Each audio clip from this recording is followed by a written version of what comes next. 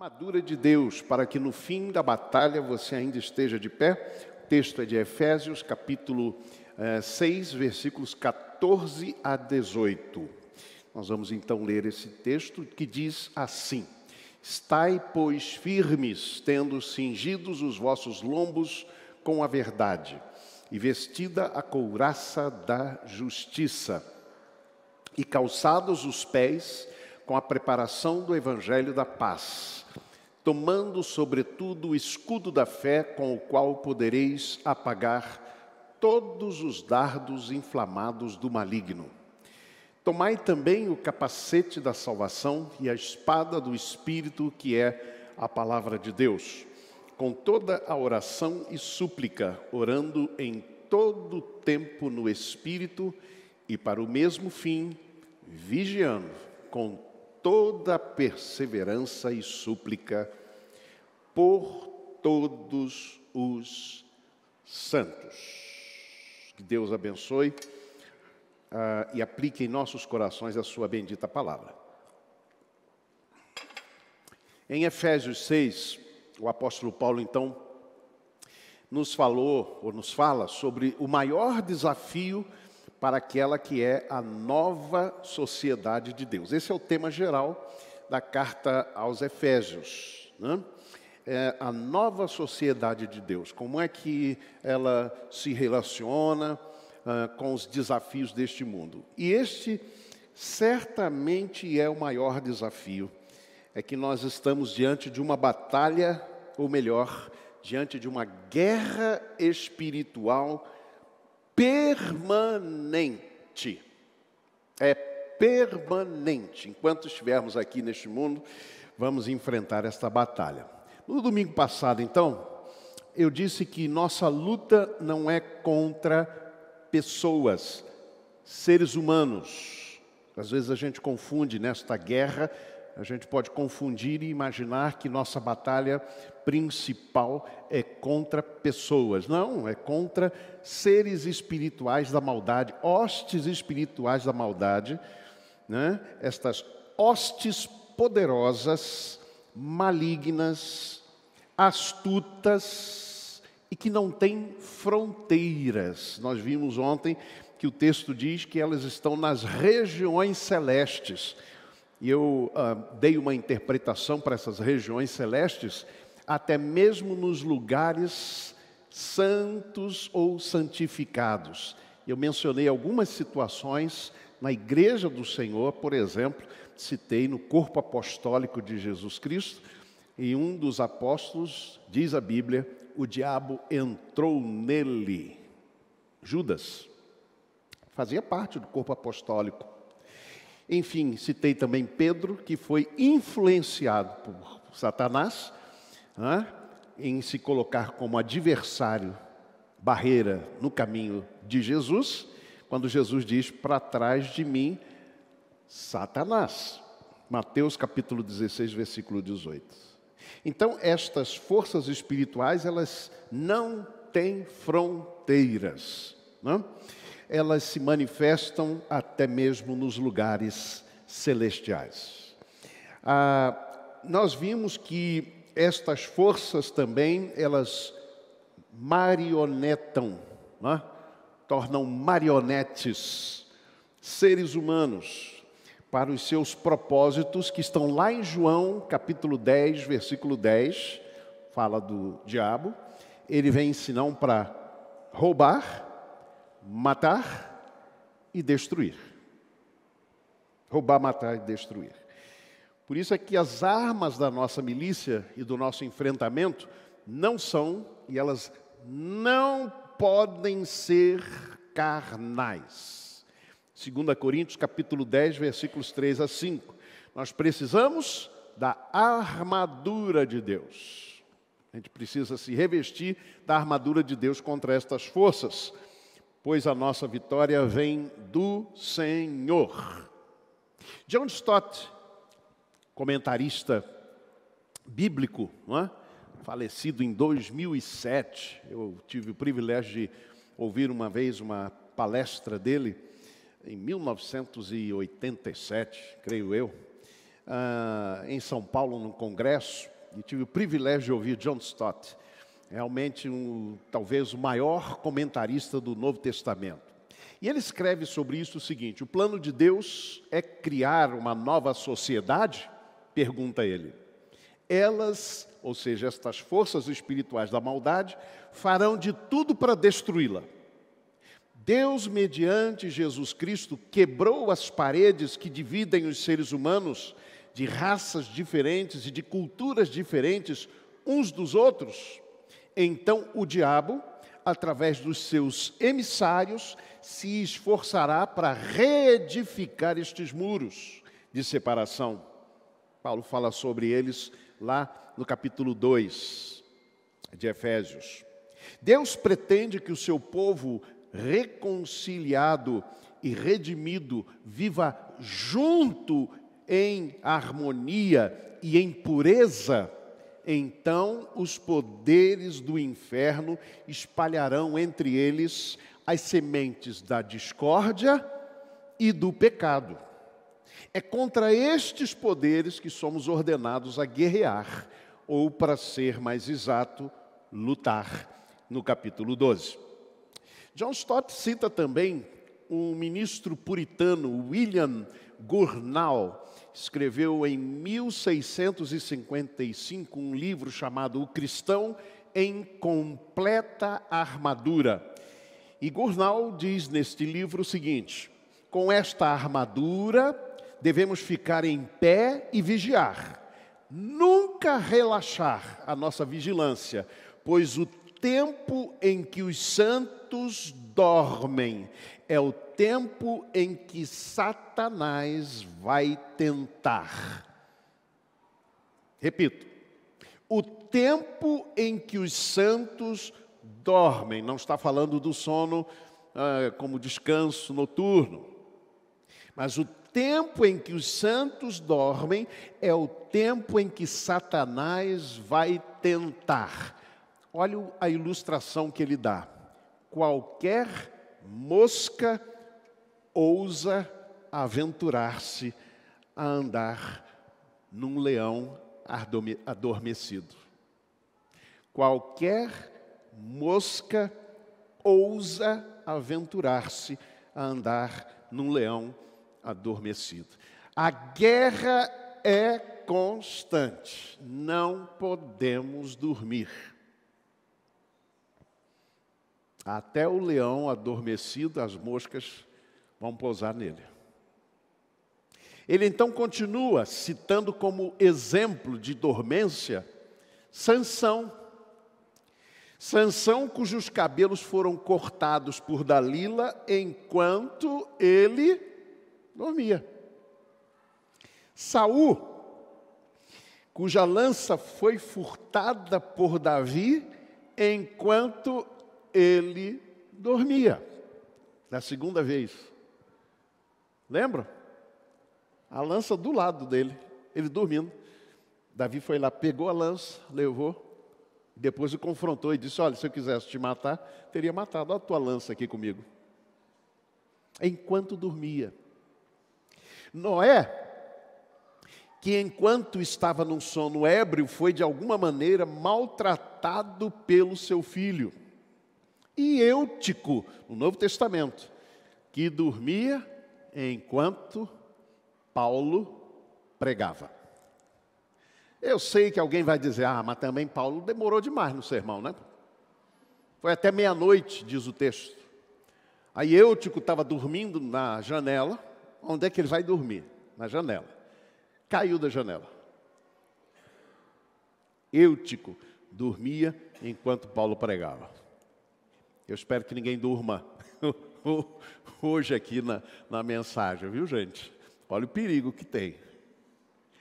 O que Paulo está querendo dizer aqui nesse texto é: ei, soldado de Jesus, nós ainda estamos em guerra. E a nossa guerra é espiritual. Não durmamos.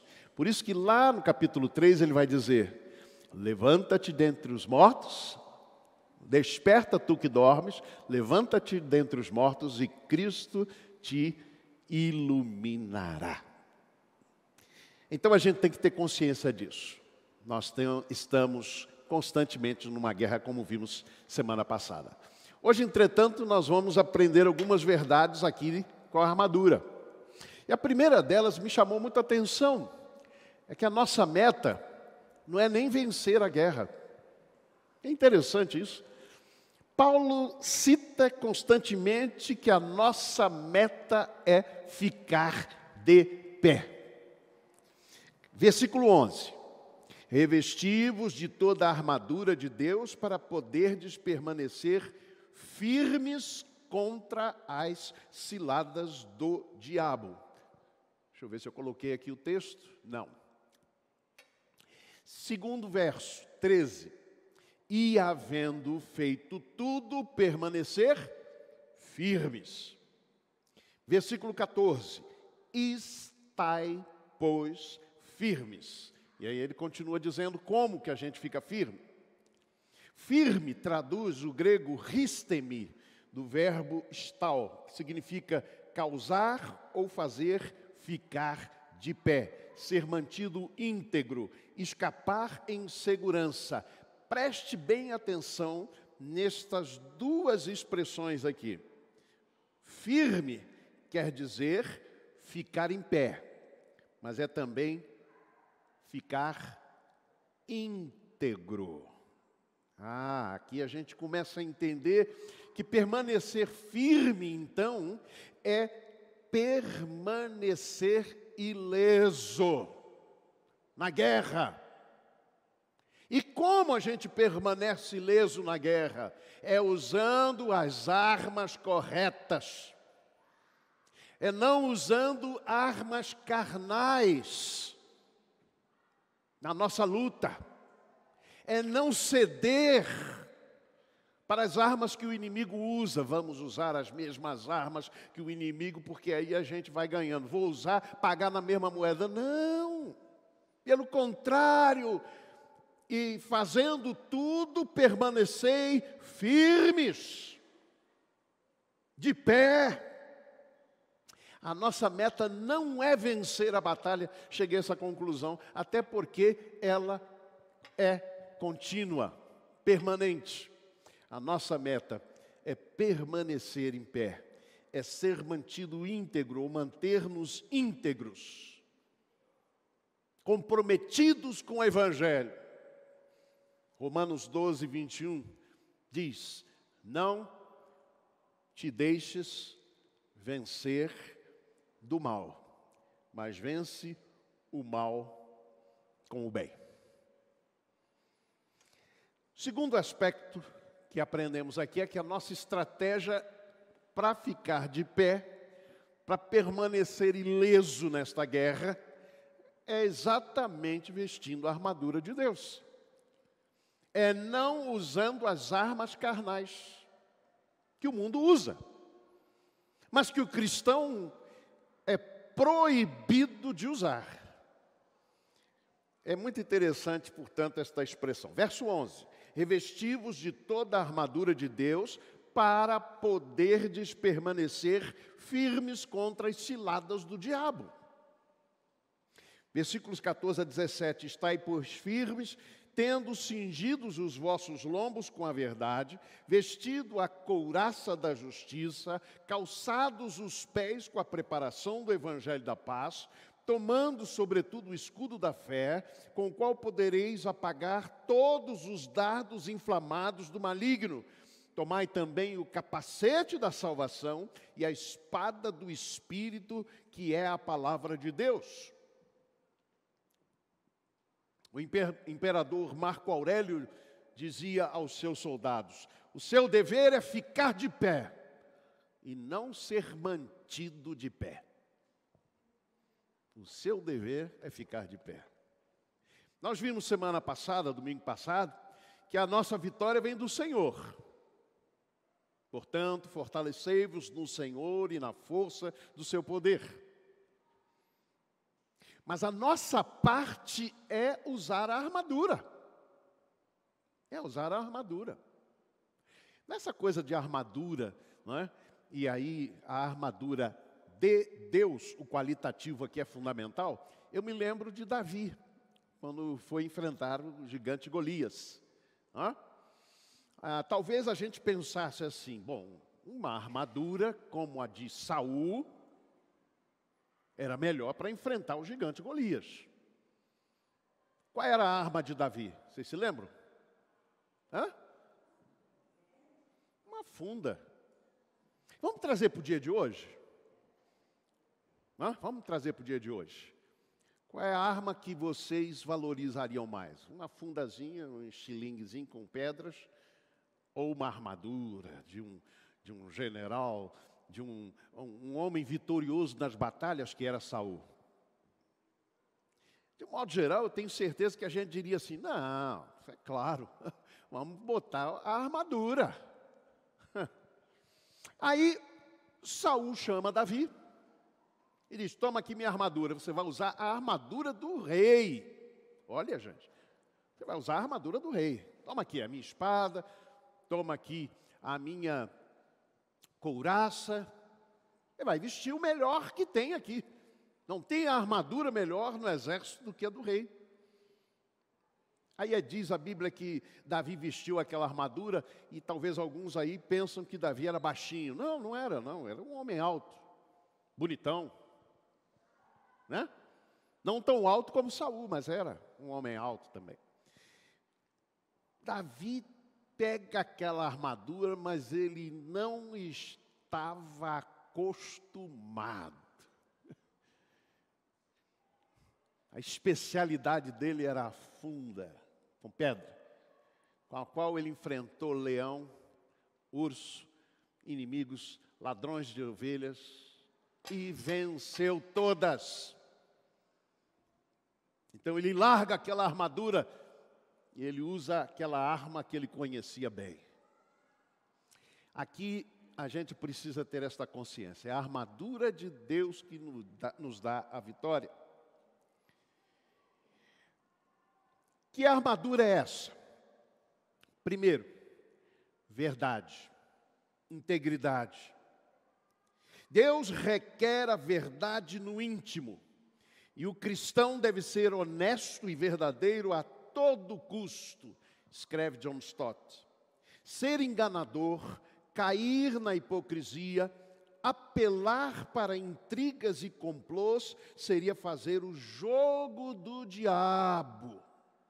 E não poderemos vencê-lo seguindo as suas próprias regras. O que o diabo abomina é a verdade transparente. Ele ama as trevas. A luz o põe em fuga. Depois ele fala da justiça. O que é justiça? O sentido aqui é retidão de vida. É santidade. É outra arma que o cristão precisa usar. Depois ele fala do evangelho da paz. Irmãos, nós somos chamados a sermos agentes da paz. Não da discórdia, não do conflito, não da guerra.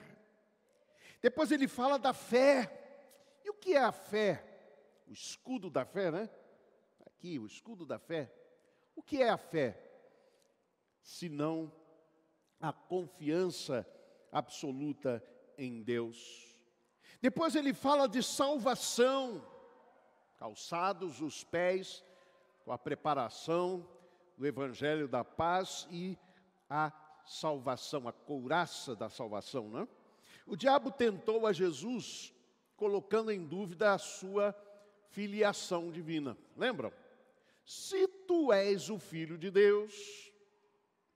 Então, meus amados irmãos, se um cristão não tem certeza da sua regeneração, da sua filiação, da sua conexão absoluta e total com Deus,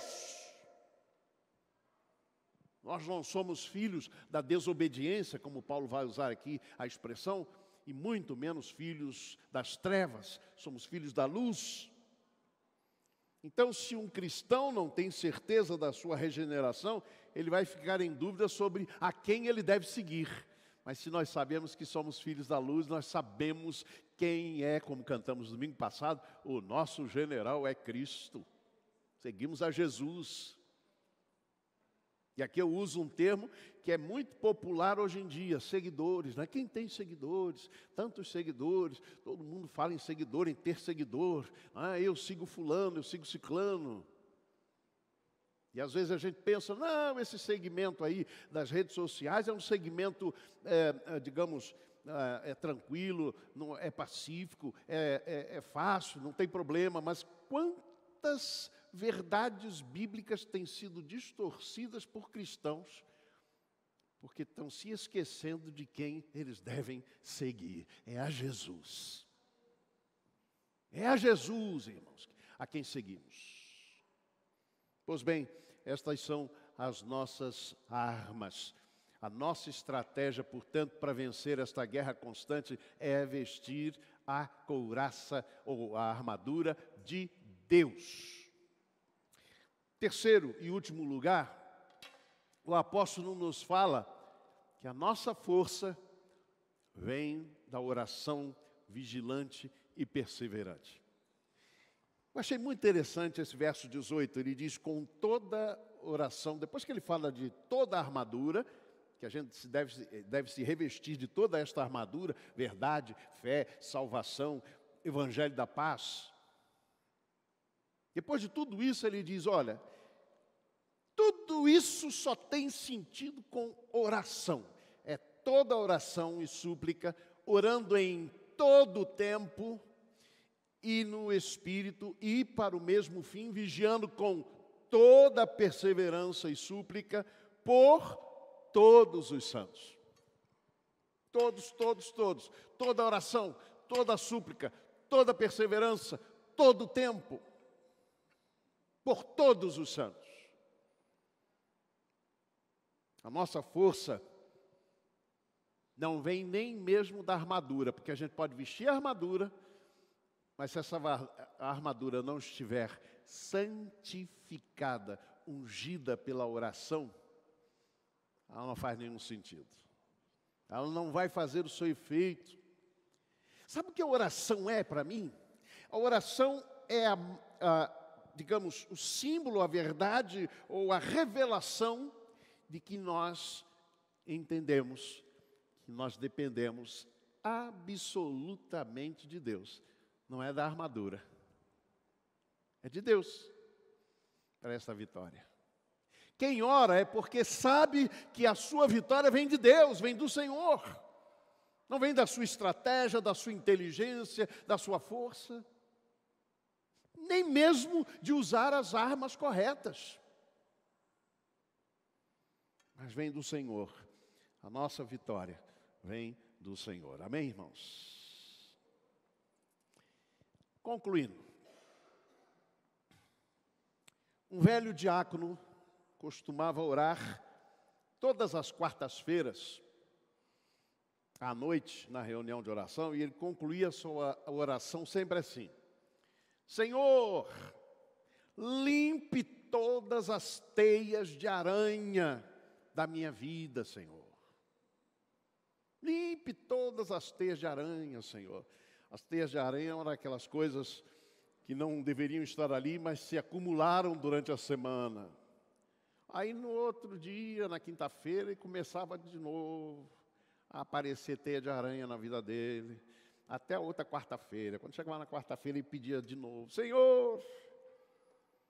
Ficou demais para um companheiro de oração da reunião ouvir o velho diácono com tanta frequência. Então o homem um dia estava ouvindo aquela oração, quando aquele homem fez aquela oração, ele pulou em pé e gritou: Senhor, Senhor, não faça isso, mate a aranha. Para parar de fazer teia de aranha. Capítulo 5, Paulo diz assim: nem deis lugar ao diabo.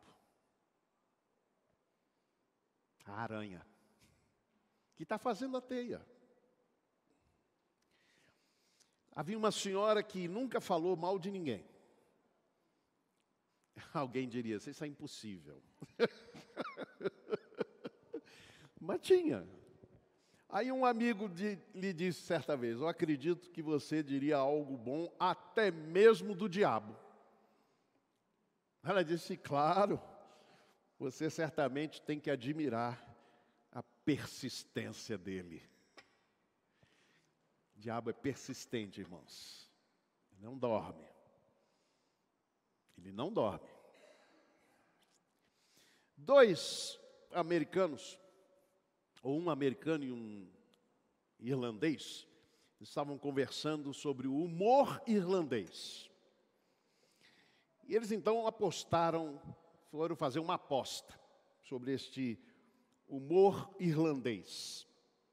Eles apostaram que um deles faria alguma pergunta tola à primeira pessoa que eles encontrassem no caminho. E eles pegaram uma carruagem, foram por um caminho, pelo campo, e lá pelas tantas eles encontram numa estrada rural, em direção a uma pequena aldeia, um garoto, um menino.